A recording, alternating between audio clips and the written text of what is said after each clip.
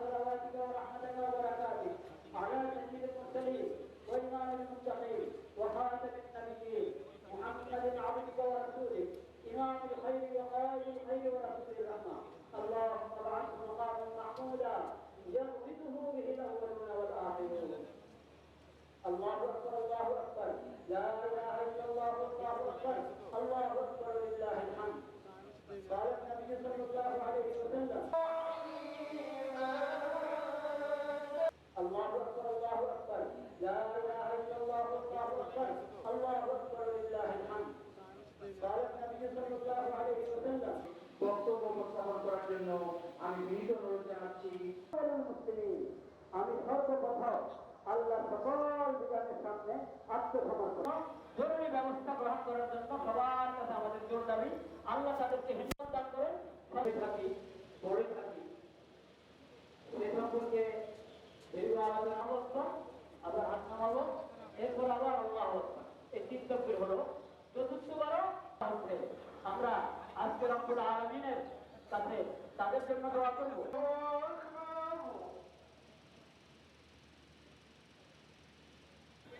আল্লাহু আকবার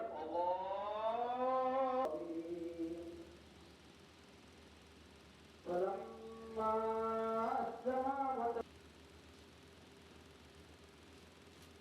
سمع الله لمن حمده ربنا ولك الحمد. الله أكبر الله أكبر الله أكبر الله أكبر. لو أنزلنا هذا القرآن على جبل لرأيته خاشعا متصدعا من خشية الله أكبر الله أكبر.